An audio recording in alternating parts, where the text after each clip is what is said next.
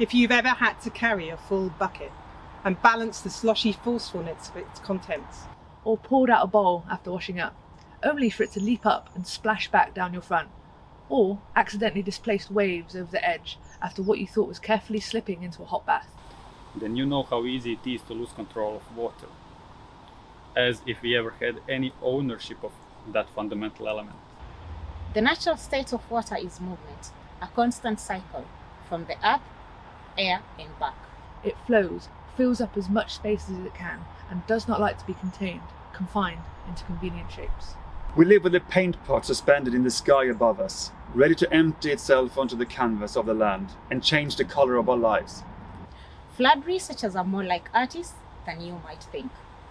And they find eloquence to describe their science. Here, look at this ever-changing picture. Fluid dynamics, atmospheric systems, air currents. We have robust mathematics to describe it, but like an abstract painting, we can't understand the whole picture at once. There are known details, that red cluster of discrete points, which we might hesitantly call facts, giving way to a wild spattering of green, which we definitely name possibilities. Brush strokes by the hand of an algorithm. Each find her a modulating strand of data. Churning lines of information in vivid colors moving across a screen. Modern art exhibited in a contemporary gallery.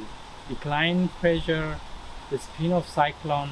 Waves of storm form gases and hold the eye, destroying the ordered edges of buildings, roads, fields, lives. Paint bleeding over the borders, a picture not contained by a frame. Science is a best fit model of complexity and art of interpretation, used to challenge and change the viewer.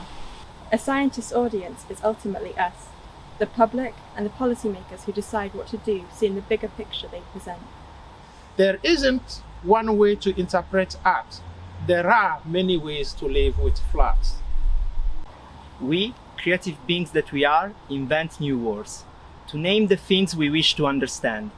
Floodiness, for example, which is ungainly, beginning with a fling of limbs before landing with a dull thud. Picking itself up immediately, then sliding forwards, making awkward progress. The word breaks the barricades of existing language, disrupting the rhythm of speaking. Easy to slip over it.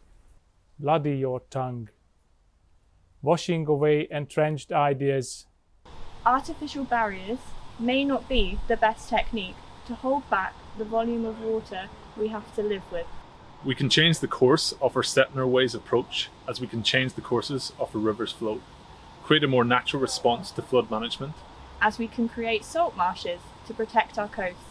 We can make space in ourselves for displaced ideas, as we can make space in the soil for displaced water.